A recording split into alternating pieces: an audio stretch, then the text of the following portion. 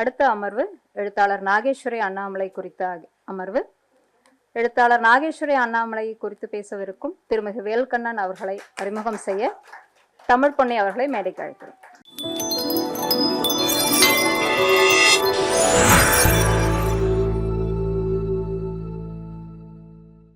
திரு நாகேஸ்வரி அண்ணாமலை குறித்த இந்த அமர்வுக்கு உரையாற்றவிருக்கிறார் திரு வேல்கண்ணன் அவர்கள். வேல்கண்ணன் கவிஞர், இலக்கிய விமர்சகர். நாகேஸ்வரி அவர்கள் உலக அரசியல் குறித்து எழுதியதில் முக்கிய இடத்தை பெற்றிருக்கிறார். வேல்கண்ணன் அவர்களும் நாகேஸ்வரி அவர்களின் கணவர் அண்ணாமலையும் அவரது இளைய மகளும் ஜூம் சந்திப்பில் 1 மணி நேரம் பேசினார்கள். அந்த சந்திப்பில் நாங்களும் இணைந்திருந்தோம். எந்த அளவுக்கு நாகேஸ்வரி அவர்களின் படைப்புகளை வேல்கண்ணன் உள்வாங்கியிருக்கிறார் என்பதை அறிந்தோம். மேம்போக்காக இல்லாமல் எதையும் ஆழமாக பேசும் வேல்கண்ணன் அவர்களை உரையாற்ற அன்புடன் அழைக்கிறோம். அனைவருக்கும் ஒரு வேண்டுகோள். இன்னும் நாகேஸ்வரி அண்ணாமலை இறந்து ஒரு வருடம் கூட ஆகவில்லை. அவங்களுக்கும் போரில் தொடர்ந்து இறந்து கொண்டே இருக்கும் குழந்தைகளுக்கும் ஒரு நிமிட மௌன அஞ்சலி செலுத்தலாம்.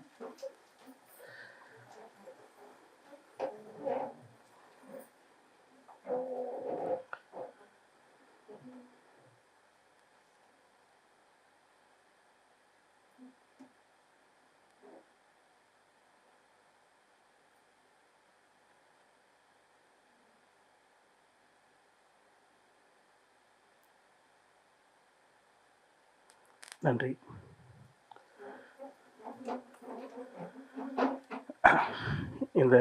இந்த விஷயத்தை குழுவினருக்கு நான் சொல்லவே இல்லை.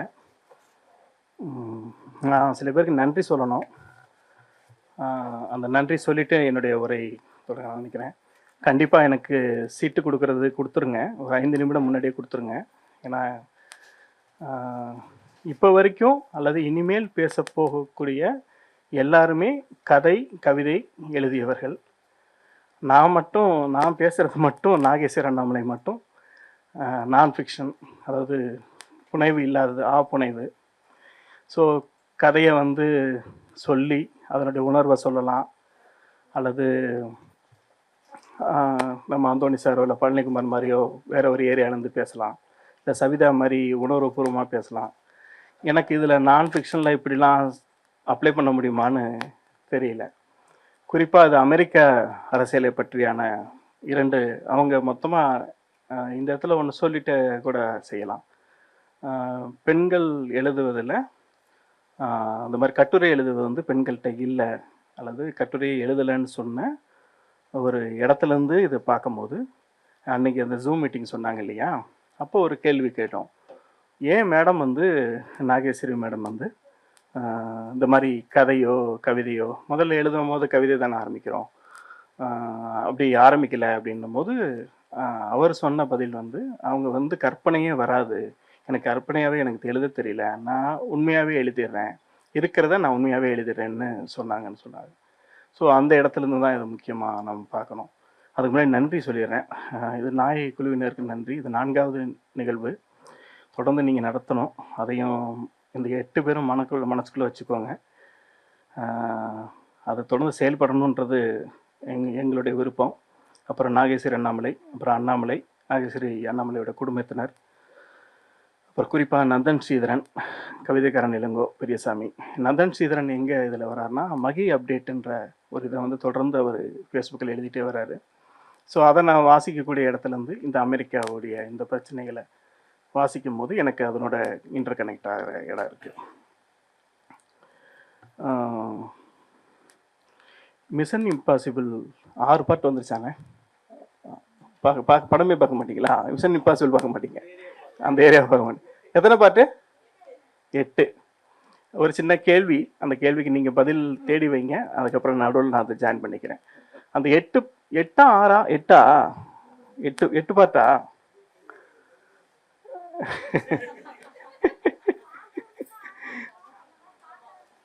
8 சரி. அத்தனை பாட்டிலுமே அந்த ஒரே ஹீரோ தான், டாம் குரூஸ் தான் ஹீரோ. அந்த டாம் குரூஸோடைய பேர் என்ன? அவர் அந்த ஹீரோட பேர் என்னன்னு? ஓகே, நீதன். ஓகே, ஸோ அதுலேருந்து தான் நம்ம ஆரம்பிக்க வேண்டியிருக்கு. இன்னைக்கு நீத்தன் யார், நீத்தன் எந்த இடத்துல இருந்து எதை ஆட்டி வைக்கிறாரு, எங்கே அமெரிக்காவுடைய பின்புலமாக இருக்கக்கூடிய இடத்துல இருந்து இஸ்ரேல் எங்கே இருக்குது அப்படின்றது எல்லாமே மிக முக்கியமான ஒரு இடத்துல தான் நம்ம நகர வேண்டியிருக்கு. ஸோ மிஷன் இம்பாசிபிளில் வந்து நம்ம எவ்வளோ உலகம் முழுக்க கொண்டாடிட்டு இருக்கோம் அதெல்லாம் தெரியாமல் அப்படின்றதெல்லாம் பின்னணியில் நம்ம இருக்கக்கூடிய அரசியல் தான். ஏன்னா இது முழுக்கவே அரசியல் சம்மந்தப்பட்ட விஷயந்தான். நான் இப்படி தான் பேசியாகணும். இதுதான் ஒரு சின்ன இது மாதிரி கொடுத்துட்டு போகிறேன். குறிப்பாக நாகேஸ்வரி அண்ணாமலை வந்து இந்த அமெரிக்காவின் மறுபக்கம் தொடங்கும் போதே ஒரு நமக்கு ஒரு மனசில் ஒரு இது பொது புத்தியில் ஒரு இடம் உண்டு இல்லையா. அமெரிக்கானா பெரிய நாடு, அதில் வந்து எல்லா வளமும் இருக்குது, எல்லா இதுவும் இருக்குது, எதுவுமே குறை கிடையாது, எல்லாருமே அங்கே இருக்கிற எல்லாருமே பணக்காரங்க, அங்கே போய் சம்பாதிச்சுட்டு வந்துட்டோம்னா இங்கே பெரிய பணக்காரன் ஆகிடுவோம் அப்படின்றதெல்லாம் இருந்தது, இருக்குது, இன்னமும் இருக்குது. அதில் இருந்து தான் அவங்க முன்னுரையும் சரி, அவங்களுடைய அதுக்கு அடுத்த கட்டுரைகள் நல்ல பக்கம்னு ஒரு 2 அத்தியாயத்தை அதுக்குன்னே ஒதுக்கிடுறாங்க. அதில் அந்த ஒரு ஒப்பீட்டு அளவில் இந்தியாவை கூடவே வச்சுக்கிட்டு தான் எழுதுறாங்க. இதெல்லாம் இங்கே கிடைக்குது, இப்போ இந்தியாவில் இப்படிலாம் இருக்காது, இந்தியாவில் ஊழல் அதிகமாக இருக்குது, இந்தியாவில் வந்து இவங்களுடைய பிரச்சனைகள் அதிகமாக இருக்குது, இந்தியாவில் இந்த மாதிரிலாம் நடந்துக்க முடியாது, இந்த மாதிரிலாம் பேச முடியாது, இந்த மாதிரி கருத்துரிமை இல்லைன்னு ஒரு ஒப்பீட்டு அளவில் அமெரிக்கா வந்து எழுதுகிற இடத்துல தான் அவங்க ஆரம்பிக்கிறாங்க. இந்த இந்த இந்த இந்த புத்தகத்துடைய தொடக்கத்தில் நம்ம அப்படி தான் இது ஆரம்பிக்குது. இப்போ நான் நாயகி டீம்லேருந்து தீபா பேசுனதுக்கப்புறம் இந்த புத்தகம் எனக்கு அவங்க வந்து கொடுத்ததுக்கப்புறம் நான் அதை வாசிக்கும் போது அமெரிக்கா பற்றி வியப்பாக தான் எழுத அமைச்சிருக்காங்க அப்படின்ற மாதிரி தான் எனக்கு போகுது.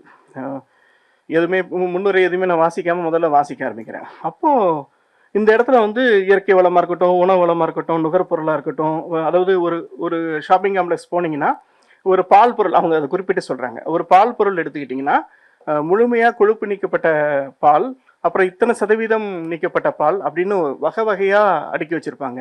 ஒரு இறைச்சின்னு எடுத்துக்கிட்டிங்கன்னா அந்த இறைச்சியில் பல வகையை அடுக்கி வச்சுருப்பாங்க. ஸோ எல்லாமே அந்த ஷாப்பிங் மாலுக்குள்ளே கிடைக்கும், எதுவுமே கிடைக்காம இருக்காது, எல்லாமே கிடைக்கும்.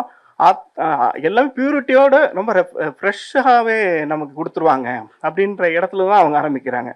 அது இல்லாமல் பொருள் வளம், அப்புறம் குழந்தைகளுக்கான சாமான், அந்த குழந்தைகளுக்கான விளையாட்டு பொருட்கள் இருக்குல்ல, அந்த விளையாட்டு பொருட்கள் அவங்களுக்கு ஒரு வேளை பிடிக்கல, அந்த குழந்தை வந்து பிடிக்காம அதை தொடவே இல்லை, அதுக்கு பார்த்து பயப்படுது அப்படின்னா ரிட்டர்னபிள் ஸ்கீமும் அங்கே இருந்திருக்கு. இது அவங்க எழுதுறது வந்து இந்த புத்தகத்தை பற்றி சொல்லணும்னா குறிப்பாக 2006 எழுதி 2009 வெளியே வந்திருக்கு, 2015 ரீப்ரிண்ட் ஆயிருக்கு. ஸோ 2006 அவங்க எழுத ஆரம்பிச்சிருக்காங்கன்னா அதுக்கு முன்னாடி ஒரு 10 வருடங்கள்னு எடுத்துக்கோங்க. ஸோ 2000 அப்படின்னு எடுத்துக்கலாம். நம்ம அவங்க 80-90 சில இடத்துல ரெஃபரன்ஸ் பண்ணுறாங்க.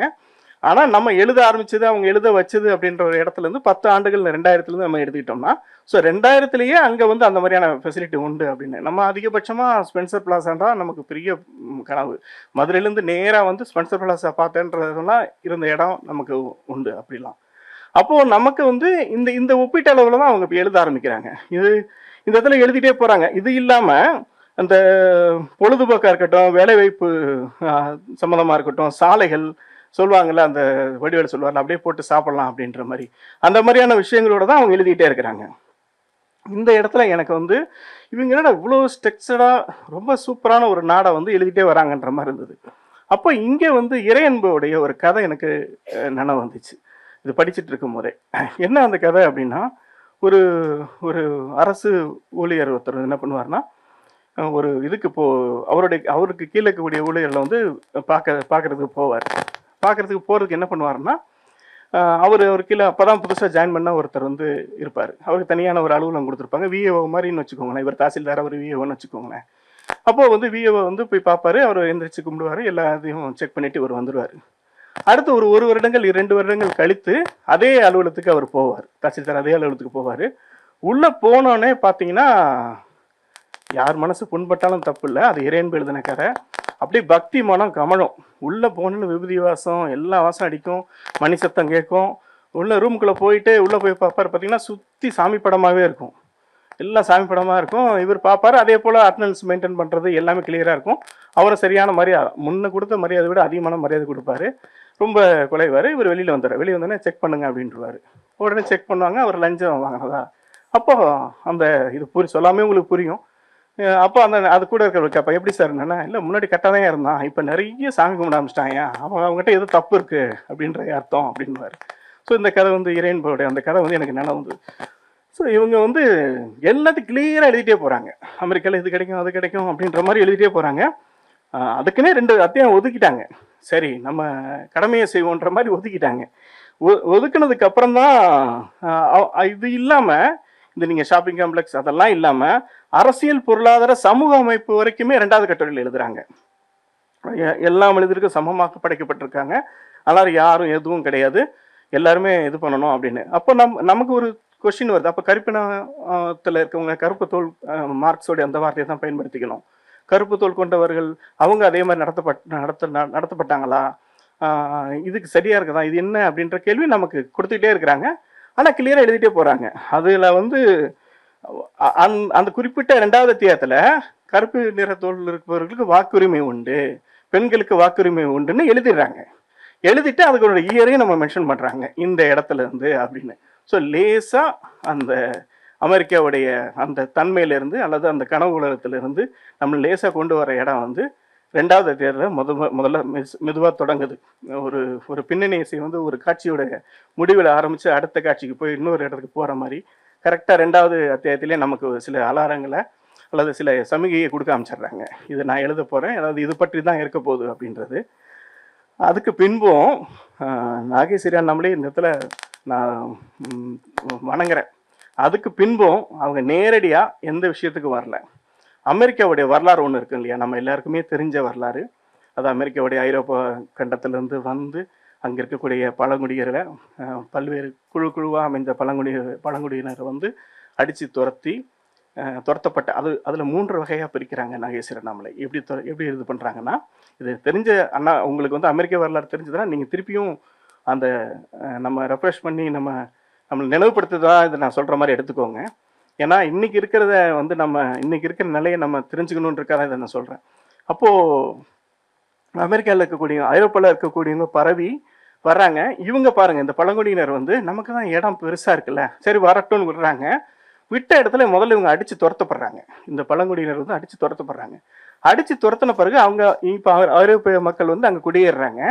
குடியேறின பிறகு அவங்களுக்கு என்ன செய்யணுன்றதே தெரியல. அந்த நிலத்தில் தங்கம் கிடைக்குது, கனிம வளம் அதிகமாக இருக்குது, அதுக்கான விஷயங்கள் என்ன செய்யணும்னே தெரியல. ஸோ அடுத்த முறை வேற ஒரு குழுக்கள் இந்த குழுக்கள் என்ன பண்ணுது, இவனுங்க வேலை செய்யறதுக்கும் கஷ்டமா இருக்குது. இன்னொரு குழுக்கள் வந்து அந்த இனக்குழுக்களை, அந்த பழங்குடியினர் இருக்காங்க பார்த்தீங்களா, அவங்களோட இணக்கமாக இருந்து அவங்களுடைய வேலையை வாங்கிக்கிறாங்க. அவங்கள வச்சே வேலை வாங்குறாங்க. அந்த உழைப்பு சுரண்டல்ன்றது அங்கே முதலாக தோன்றுறது. அந்த அவங்கள வச்சுக்கிட்டே தங்கத்தை வெட்டி எடுக்கிறது, அங்கே அவங்கள வச்சுக்கிட்டே கனிம வளத்தை, அவங்களுடைய கோட்டைகளை அமைச்சுக்கிறது, அவங்களுடைய வீடுகளை அமைச்சுக்கிறது, வசதிகளை அமைச்சுக்கிறது, வசதி வாய்ப்புகள் அமைச்சுக்கிறது, அவங்க வீட்டிலேயே வேலைக்கு வைக்கிறது. அவங்க வீட்டில் 2 விதமான வேலைகள் வைக்கிறாங்க. ஒன்று வீட்டுக்குள்ள வேலையும், இன்னொரு சாலை வேலைகளையும். அதில் வந்து ரொம்ப ரொம்ப அழகாக நாகேஸ்வரி நம்மளை வந்து மென்ஷன் பண்ணுறாங்க. கொஞ்சம் செந்தோல் இருக்கிறவங்களை வந்து வீட்டில் வேலை செய்வதாகவும், கருப்பு தோல் கருப்பு நிறம் அதிகமாக இருக்கிறவங்கள வந்து சாலைகளை வேலை வைக்கிறதாகவும், அதை விட ரொம்ப இதுவாக இருக்கிறவங்கள வந்து தோட்டத்தில் வேலை வைக்கிறதாகவும் அவங்க 3 பிரிவாக பிரித்து வைக்க ஆரம்பிக்கிறாங்க. இப்போ முதல்ல அடித்து துரத்தின இடத்துல இருந்து நகர்ந்து வந்து அவங்களே அடிமையாக்குற முறை. இப்போவும் அந்த பழங்குடியினருக்கான விழிப்புணர்வு இல்லை. இவங்க வர்றாங்க, இவங்க நம்மளை அடிமைப்படுத்துறாங்கன்ற மாதிரிலாம் கிடையாது.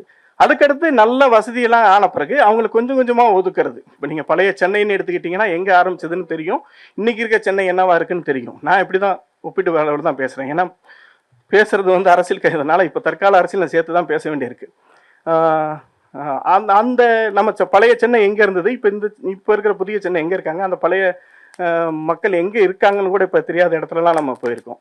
அப்போ வந்து இந்த அமெரிக்கா வந்து இந்த ஐரோப்பியத்திலேருந்து வரக்கூடியவங்க, அதுக்கப்புறம் ஸ்பானியர்கள் வராங்க. இப்படி ஒவ்வொரு படையெடுப்பா உள்ள வந்து என்ன சொல்றது, ஒரு நில கிளார, அது என்ன சொல்றது, நில சுவர்ந்தாரவே உள்ள வராங்க. இந்த இடத்துல நம்ம சொல்லணும்னா அவங்களுடைய பொருளாதார அமைப்பா இருக்கட்டும், அவங்களுடைய வசதி வாய்ப்பா இருக்கட்டும், எல்லாமே பழங்குடியினரை வச்சு தான் அவங்க பில்டாகி மேலே நிற்கிறது. எப்படி சொல்றது, காலை கீழே போட்டு மிதிச்சுக்கிட்டு தான் மேலே மேலே மேலே மேலே ஏறி நிற்கிறாங்க. ஒரு 10 பழங்குடியினருக்கு மேலே தான் ஒரு ஐரோப்பியிலிருந்து வந்த ஒரு மனிதன் நிற்கிறான்னு வச்சுக்கோங்க. இப்படி ஒரு கற்பனை வச்சுக்கோங்க. அவன் உயரமாக தெரிவதற்கும் அல்லது சிறப்பாக இருப்பதற்கும் அவன் வந்து கீழே இருக்கக்கூடிய 10 பேர் நசிக்கிட்டு தான் மேலே வரான். அப்போ அவங்களோட உழைப்பு சுரண்டல், பெண்களை வந்து பாலியல் சுரண்டல், இப்படியான விஷயத்த கொஞ்சம் கொஞ்சமாக அவங்க செய்ய ஆரம்பிக்கிறாங்க. அப்புறம் வந்து அவங்கள ஒரு சமயத்துல என்ன பண்றாங்கன்னா ஒரு உடன்படிக்கைக்கு வராங்க. இவங்க வந்து போக மாட்டேன்ற மாதிரி சில இடங்கள்ல போராட்டங்கள் வெடிக்குது. போராட்டங்கள் வெடிக்கும் போது இவங்க ஆயுதங்களை கொண்டு அந்த ஐரோப்பில இருந்து வந்தவங்க ஆயுதங்களை கொண்டு அவங்கள மிரட்டுறாங்க. அவங்க கிட்ட அந்த அளவுக்கு ஆயுதங்கள் இல்லை. எல்லாம் பழங்குடியினர் இருக்கிறனால பழைய ஆயுதங்கள். இவங்க துப்பாக்கியான அந்த அளவுக்கு மிக அப்போ இருக்கக்கூடிய நவீன அளவுக்கு இருக்கக்கூடிய ஆயுதங்களை பயன்படுத்துறதுனால ஆயுதங்கள் மூலமாக அவங்க அதிகாரத்துக்கு உட்கார்றாங்க. அப்போ அந்த பயத்தின் காரணமாக தான் இது பண்றாங்க. ஆனாலும் அங்கங்க சிறு குழுக்கள் வந்து ஒரு போராட்டம் வெடிக்க தானே செய்யும். எத்தனை பேர் எத்தனை முறை தான் அழுத்துறது. அப்போ அங்கங்க ஏற்படக்கூடிய சிறு சிறு குழுக்கள் சேர்ந்து இவங்களோட போராடினவங்கள ஒன்று நேரடியாக கொள்றாங்க. அப்படி இல்லைன்னா பழி சுமத்தி எதையாவது ஒரு திருட்டு பழியை சுமத்தி ஒரு சின்ன சின்ன விஷயங்களுக்கெல்லாம் ஒரு இதில் எழுதுறாங்க. ஒரு சின்ன கேண்டில் ஒரு எடுத்துட்டு போயிட்டான் அப்படின்ற மாதிரி அவன் மேலே போட்டு அந்த ஊரையே தீக்கிரையாக்குறாங்க. இப்போ கொஞ்சம் வருஷத்துக்கு முன்னாடி தருமபுரி பக்கத்தில் ஒரு ஊரையே ஒரு கிராமத்தையே சூறையாடின இடத்தையும் எனக்கு இப்போ இது நினைவு வருது. ஒரு காரணத்துக்காக அந்த ஊர் மக்களை மொத்தமாக அடிச்சு கொண்டாங்க இல்லையா, அந்த மாதிரியான இடத்துல அந்த ஒரு திருட்டுக்காகவே அந்த மக்களை முழுக்கவே தீக்கிரையாக்குறாங்க. ஆக்கிட்டு தான் அதுக்கு அடுத்ததுக்கு நகர்ந்து வராங்க. அப்போ இப்படி ஒரு உடன்படிக்கையின் பிரகாரம் ஒரு கொஞ்ச நாளைக்கு இருந்தவங்க இப்படியெல்லாம் விரட்டப்படுறாங்க. இது இப்படியே போயிட்டு தான் இருக்குது. அங்கங்க குழுக்கள் வந்து இவங்க போறது அந்த இடத்துல இவங்க பாருங்க, இந்த ஐரோப்பில இருந்து வந்தவங்க எல்லாருமே அவங்க வாழாத இடத்துலலாம் இவங்க போய் உட்காரல. இவங்க வாழ்ந்த இடத்த தான் தேடி தேடி போறாங்க. இதுக்கு முன்னாடி ஒவ்வொரு இனக்குழுக்குள்ளேயும் சண்டை இருந்தது, தனி கதை. ஆனா இவங்க எங்க தேடுறாங்கன்னா அந்த மக்கள் எங்க வாழ்றாங்க. ஏன்னா அவன் ஒரு நதிக்கரைக்கு பக்கத்துலயோ ஒரு நீர்வளம் வைக்கிறதோ நிலவளம் வைக்கிற இடத்துல தான் அவன் வாழ்வான்றது தெரிஞ்சுக்கிட்டு தான் அந்த இடத்துல போய் இவங்க சேர்றது. அப்போ இந்த 3 பிரிவா நான் இந்த 3 பிரிவும் சொல்லிட்டேன்னு நினைக்கிறேன்.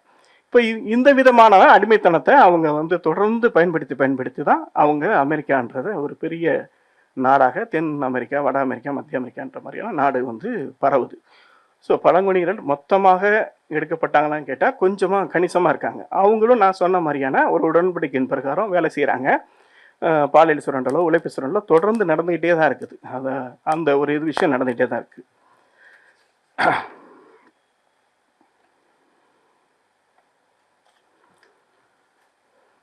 தண்ணி வேணும்.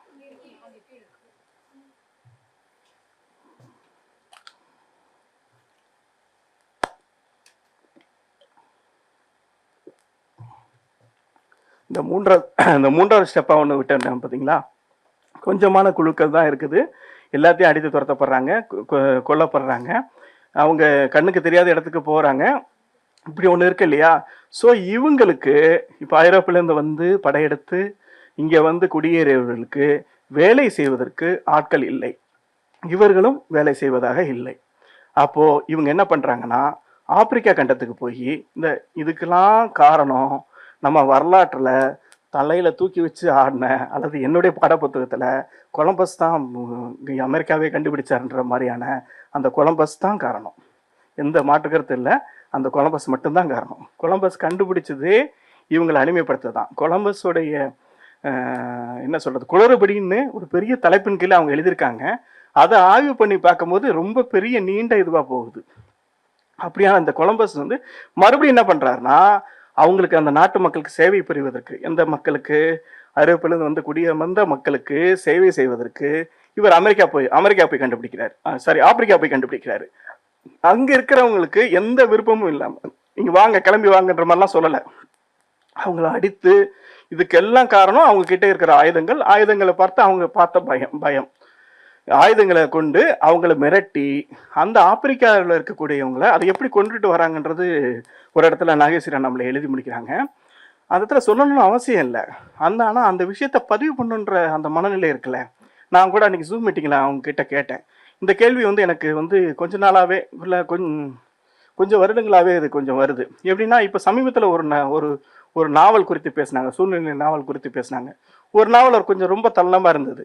ஆனால் அந்த சூழ்நிலை நாவலை வந்து எங்களால் வந்து அப்படி ஒரு பிரதியாக பார்க்க முடியல. இது நான் ஃபேஸ்புக்கில் எழுதியிருந்தேன்.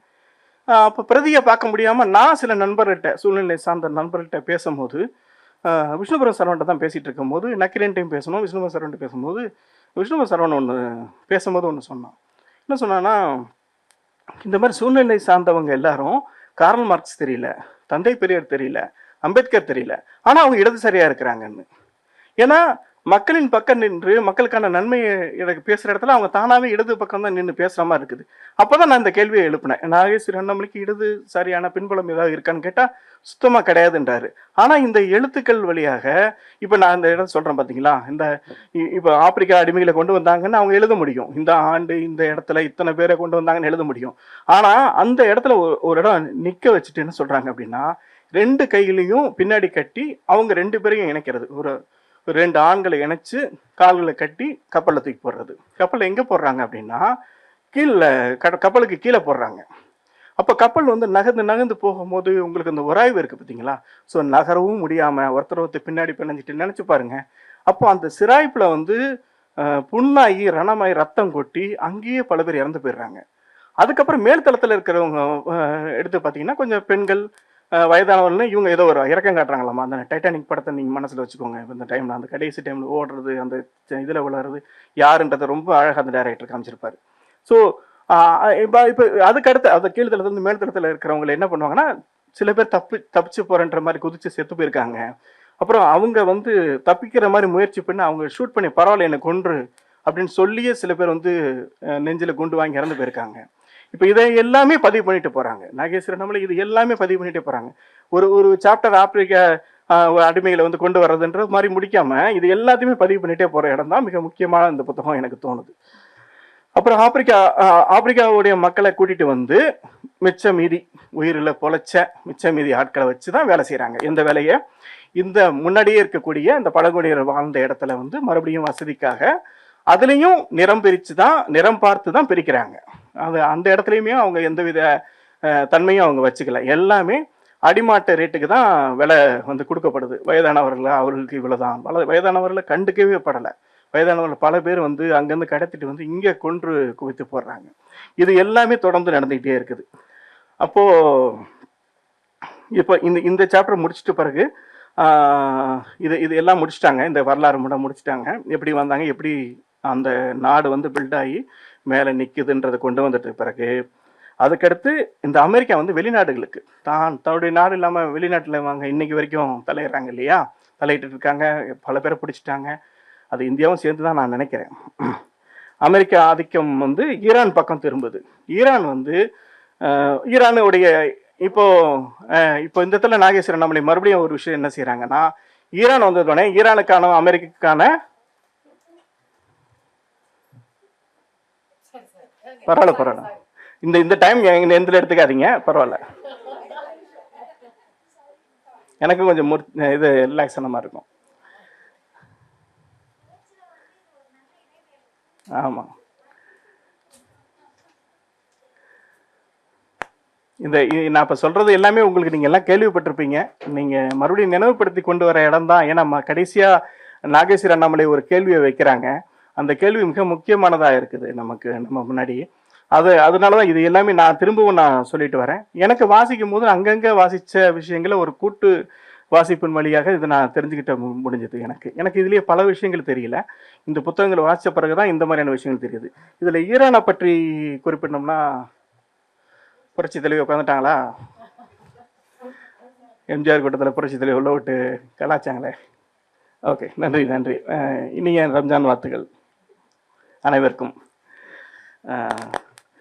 அப்போ ஈரான் பக்கம் வந்து ஜனநாயக முறையில் அந்த இடத்துல வந்து நாகேஸ்வரி வந்து ரொம்ப அழகா ஒரு விஷயத்தை காயின் பண்றாங்க.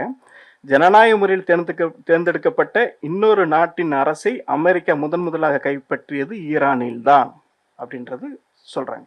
இது வந்து அவங்க மறுபடியும் அந்த ஆண்டை நான் நினைவுபடுத்துறேன். 2006 எழுதி 2009 வந்தது. அந்த ஈரான் சம்மந்தப்பட்ட விஷயங்களை 17ஆம் நூற்றாண்டுக்கு போயிட்டாங்க. முதல் முறையில் ஒரு தன்னாட்சி மூலமாக உருவாகின ஒரு நாட்டை போய் பிடிச்சது ஈரானை தான் பிடிக்கிறாங்க. இன்னைக்கு இன்றைய நிலையை நீங்கள் எடுத்து பார்த்துக்கோங்க. இதுதான் முக்கியமானது.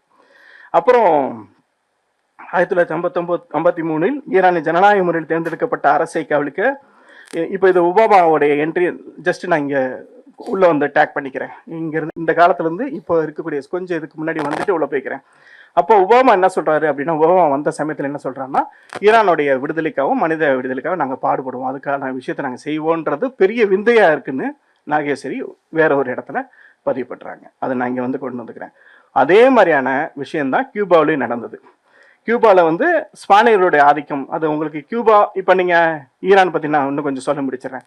ஈரான் பற்றி பேசும்போது நாகேஸ்வரி அப்படி ஜஸ்ட் சொல்லிட்டு போகாமல் ஈரானுடைய வரலாறு எங்கேருந்து தோன்றுறது, அவங்களுடைய நாகரிகம் எங்கேருந்து தோன்றியது, அவங்களுடைய உழைப்பின் வழியாக, அவங்களுடைய மக்களுடைய ஒற்றுமையின் வழியாக அவங்க எங்கே நின்னாங்க, எதை இறை நம்பிக்கையை கொண்டிருந்து எதை இஸ்லாத்தில் எங்கேருந்து மாறினாங்க, இஸ்லாத்தை வளர்த்தவங்க யாரு, இஸ்லாத்தோட உண்மையான தன்மை. இந்த இடத்துல நாகேஸ்வரி அண்ணாமலையோட ஒரு விஷயத்தை நான் சொல்கிறேன். அமெரிக்காவை ஆண்ட அமெரிக்கா ஜனாதிபதியாக இருந்த யாருக்குமே இஸ்லாம் பற்றியான புரிதல் இல்லை அப்படின்ற ஒரு இடத்துல பதிவு பண்ணுறாங்க. இது மிக முக்கியமானதாக இருக்குது. நம்ம அப்புறம் ஈரானை முடிச்சிட்டாங்க, அதுக்கடுத்து கியூபாக்கு வராங்க. கியூபாவோட விஷயம் உங்களுக்கு நல்லாவே நினைவு இருக்கும். சேவேரா, அந்த ஃபிடல் காஸ்ட்ரோ பல முறை கொள்வதற்கு இங்கிருந்து ஆட்கள் அனுப்பப்படுது. துணை ஜனாதிபதியை நேரடியாகவே ஸ்டேட்மெண்ட் கொடுத்துருக்காரு. அதை இதில் பதிவு பண்ணுறாங்க நாகேஸ்வரன் அப்படி. நான் வந்து ஆமாம், கொலை பண்ணுறதுக்கு பல விஷயங்களை அவருக்கு பண்ணுறதுக்கு நாங்கள் பல விஷயங்களை செஞ்சோம் அப்படின்றது துணை ஜனாதிபதி நேரடியாக ஸ்டேட்மெண்ட் கொடுத்துருக்காரு. அதை இவங்க பதிவு பண்ணுறாங்க. எதுக்கு இதையெல்லாம் அந்த இந்த பழம்பெருமை அல்லது பழம் கதைகள் எல்லாம் எதுக்கு அப்படின்னா, இன்னைக்கு இருக்கிற அமெரிக்காவை விளக்குவதற்காக தான் இது எல்லாமே கடந்து வராங்க. ஸோ இந்த இடத்துல இன்று உலகத்தினுடைய மிக முக்கியமான நபரை இன்று வரைக்கும் நான் கருதக்கூடிய, அதை எல்லோரும் கருத வேணும்னு நினைக்கக்கூடிய கார்ல் மார்க்ஸுடைய அந்த டேக்லைனை நான் படிச்சிடுறேன். அமெரிக்காவை ஒரு தனித்துவமான தேசமாக தான் பார்த்து வந்தார் கார்ல் மார்க்ஸ். அவர் வாழ்ந்த பழைய நிலப்பிரபுத்துவ மிச்சங்களை கொண்டிருந்த போது அமெரிக்கா எந்தவித தடைகளுமற்ற ஒரு தூய முதலாளித்துவ நாடாக தான் உருவெடுப்பதை கவனித்தார். ஏன்னா நேரடியாக வர்றவன் அந்த ஐரோப்பிய கண்டத்திலேருந்து வந்து போரிட்டு பழங்குடியினரை நவுத்தி அவன் எல்லாருமே முதலாளிகளாக தான் உருவாகிறாங்க. ஒரு நாடு என்பது ரெண்டு விதமாக பிரிச்சுக்கிறாரு அவர். வர்க்கம் முதலாளி தொழிலாளின்றது பிரிச்சுக்கிறாரு. அது நாடு உருவாகி கொண்டு இப்போ ஈரான் மாதிரியான நாடுகள் இப்போ வளர்ந்தது இல்லையா, இப்போ இதுலேயே காமிக்கிறாங்க இல்லையா. கியூபா மாதிரியான நாடுகளில் இது இருக்குது. சோவியத் ரஷ்யா மாதிரியான நாடுகளில் ஒரு நாடு வளர்ச்சி எடுத்து அதில் முதலாளி ஒரு பக்கம் இருக்கான், தொழிலாளி ஒரு பக்கம். ஸோ அவனுடைய பிரச்சனை இல்லை. ஆனால் அமெரிக்கா உருவாகிறதே முதலாளித்துவ முறையில் தான் உருவாகுது அப்படின்றாரு. அப்புறம் ஒரு இளம் துடிப்பான முதலாளித்துவ நாடுன்றதையும் அவர் மென்ஷன் பண்ணுறாரு. ஸோ இந்த விஷயத்த சொல்லிட்டு தான் நான் அடுத்ததுக்கு போகிறேன். ஸோ இது வந்து ஒரு பார்ட்டாக நான் இந்த புத்தகத்தில் ஒரு பார்ட்டாக நான் வச்சுக்கிறேன். இது ஒரு பக்கம். அதுக்கப்புறம் தான் கடன் அட்டை அப்படின்னு நேரடியாக நாகேஸ்வரி அண்ணாமலை ஒரு விஷயத்தை இறக்குறாங்க. ஸோ கடன் அட்டை அப்படின்ற இடத்துல நான் ஜான் பெர்கின்ஸை கொண்டு வந்துக்கிறேன். ஒரு பொருளாதார அடியாளின் ஒப்புதல் வாக்குமூலத்தை நான் இங்கே டேக் பண்ணிக்கிறேன். ஒரு பொருளாதார அடியாளின் ஒப்புதல் வாக்குமூலத்தில் என்ன இருக்குது அப்படின்னா, ஒரு அமெரிக்காவுடைய தூதுவர் அல்லது அந்த தூதுவர் அல்லது ஒரு பிஸ்னஸ் பார்ட்னர் அவங்க வந்து மற்ற நாடுகளுக்கு போய் கடன் கொடுப்பாங்க. இது உங்களுக்கு கண்டிப்பாக அந்த புத்தகம் படிச்சிருப்பீங்க. மறுபடியும் நினைவுபடுத்துகிறேன் அதை நான், ஏன்னா இதுக்கு முக்கியமானதாக இருக்கிறதுனால. ஸோ அவங்க கடன் அட்டை கொடுத்த இடத்துல, கடன் கொடுக்குற இடத்துல எந்த மாதிரியான கடன் கொடுப்பாங்கன்னா, மின்சாரம், நெடுஞ்சாலை, அப்புறம் நீர்வளத்துறை அப்படின்ற இடத்துக்கு கடன் கொடுப்பாங்க. அது கடனுக்கு வந்து ஏகப்பட்ட வட்டி போடுவாங்க. இது நாட்டின் வளர்ச்சிக்குன்னு சொல்லி அவங்கள பிரெயின் வாஷ் பண்ணி அல்லது மிரட்டி இப்படி ஒரு விஷயத்த செய்வாங்க. செஞ்சு அந்த நாட்டுக்கு கடன் வாங்க வைக்கிறாங்க. இப்போ கடன் வாங்கிய நாடு ஒரு சமயத்தில் திரும்பி கட்ட முடியாமல் போய் அந்த ஒரு இடத்துக்கு வரும்போது சும்மா நம்ம ஊரில் இருக்கக்கூடிய தண்டல்காரன் நிலைமை தான். தண்டல்காரனுடைய இதுதான் அவங்க பண்ண வேலை. அப்போது ஒரு இடத்துல வரும்போது இந்த நாட்டுடைய இயற்கை வளங்கள் எதுவும் தெரிஞ்சுதான் அவன் உள்ளே வருவான், எதுவும் தெரிஞ்சுதான் அவன் உள்ளே கொடுப்பான். நீங்கள் நினைப்பீங்க பர்சனல் லோன் எவ்வளோ வேணால் நமக்கு தருவான்னு நினைப்பீங்க. கண்டிப்பாக நெவர். இந்த ஃபினான்ஸ் செக்டரில் இருக்கிறவங்களுக்கு நல்லாவே தெரியும். இந்த ஒரு சம்பளம், மாத சம்பளம் இல்லாதவங்களுக்கு கூட உங்களுக்கு ஃபோன் வரும். ஆனால் அவன் உங்களை கரெக்டாக ஸ்கேன் பண்ண பிறகு தான், நீங்கள் பண்ணுற செலவு ஸ்கேன் பண்ண பிறகு தான் அவன் கடன் அட்டை தர்றது. அவன் இல்லாமல் தரவே மாட்டான்.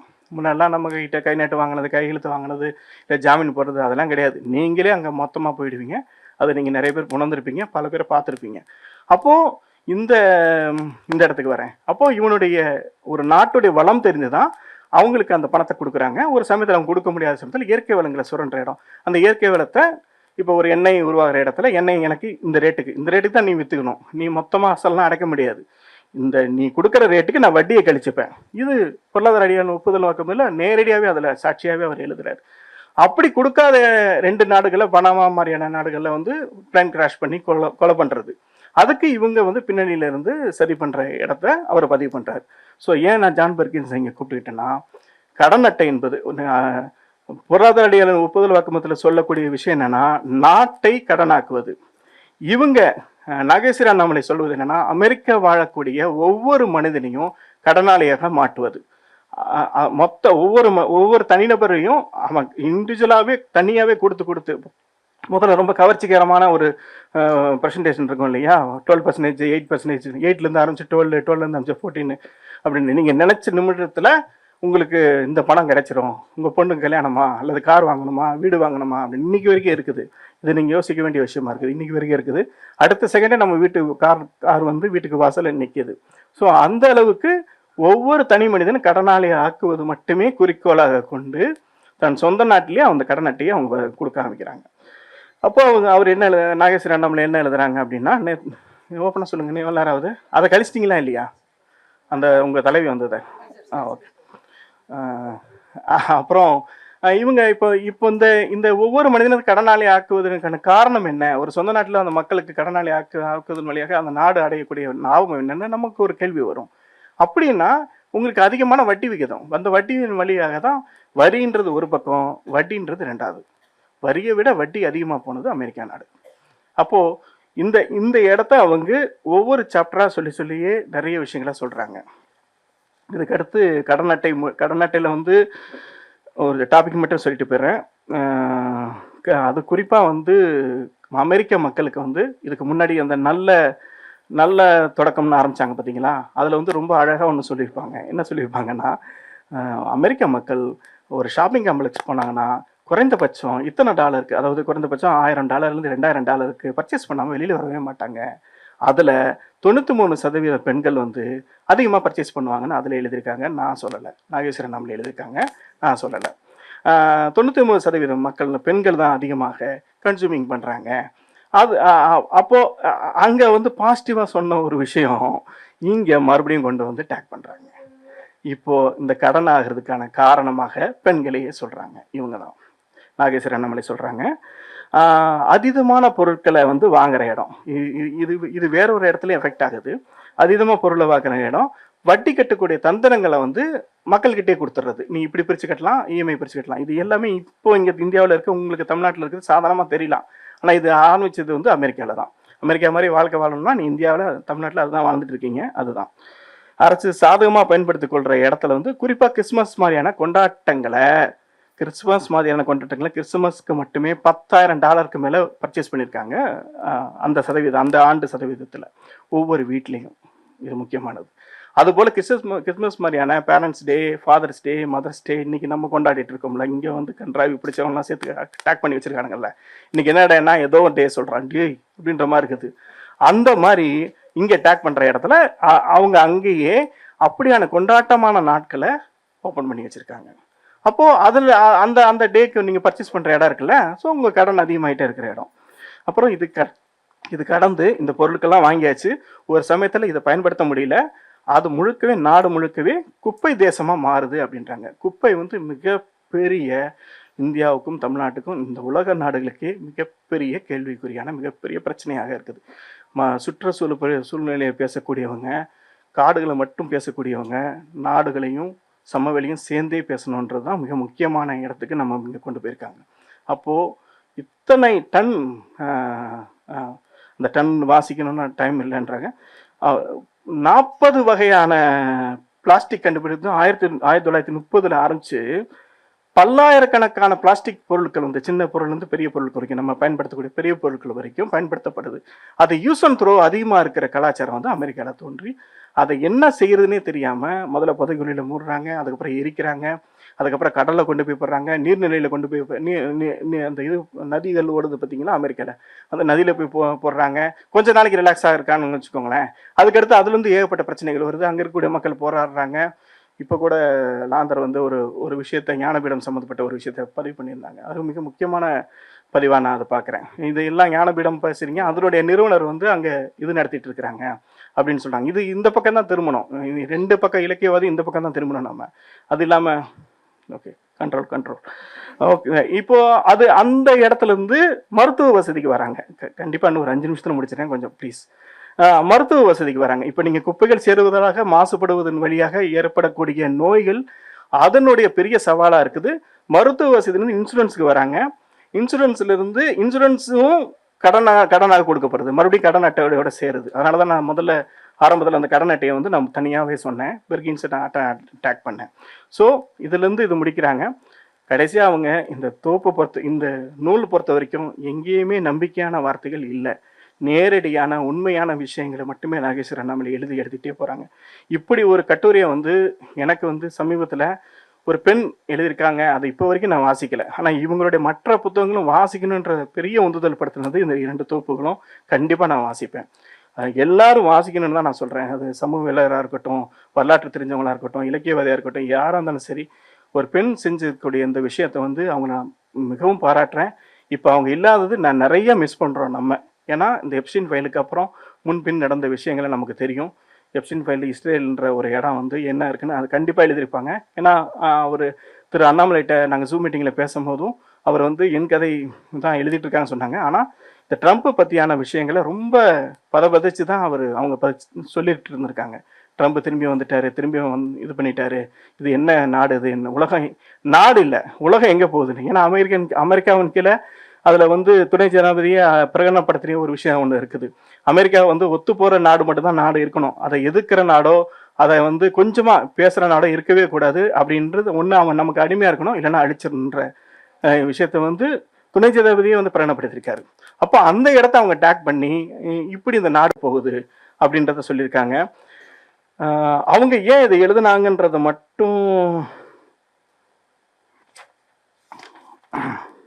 அப்படின்றது மட்டும் 2 லைனில் சொல்லிடுறேன். எனக்கு வந்து நேரடியாக சில விஷயங்களை இங்கே நான் அமெரிக்கா வாழக்கூடிய இந்த விஷயத்தை, இந்த சூழ்நிலையை, இந்த அமெரிக்கா வந்து மற்ற நாடுகளை அடிமைப்படுத்த முறை என் கண்ணு முன்னாடியே தெரியுது. அதை நான் வெளிப்படுத்தணும்னு நினைக்கிறேன். அதனால தான் இந்த மாதிரி கட்டுரையில் நான் தேர்ந்தெடுத்து தொடர்ந்து எழுதுறேன் அப்படின்னு. மற்ற ஈரான் சம்மந்தப்பட்ட கட்டுரையும் தனியாகவே எழுதியிருக்காங்க. இப்போ நாகேஸ்வரி அண்ணாமலை எங்கே நான் மிஸ் பண்ணுற இடத்துல, ஆமாம் எப்ஸ்டீன், அந்த மிஸ் பண்ணுற இடத்துல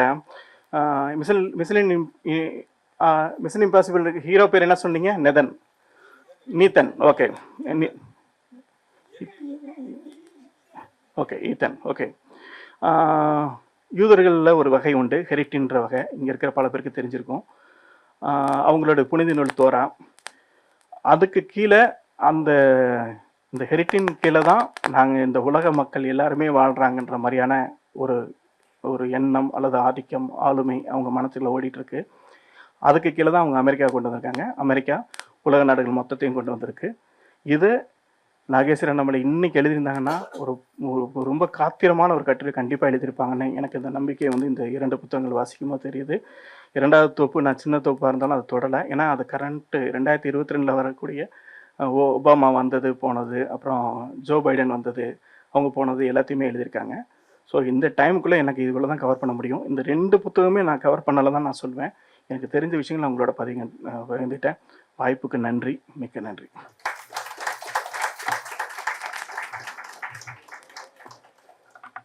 மிகச் சிறப்பாக உரையெடுத்த திருமிகு வேல்கண்ணன் அவர்களுக்கு மிகுந்த நன்றி. வேல்கண்ணன் அவர்களுக்கு பரிசினை வழங்க காயத்ரி அவர்களை மேடைக்கிறேன்.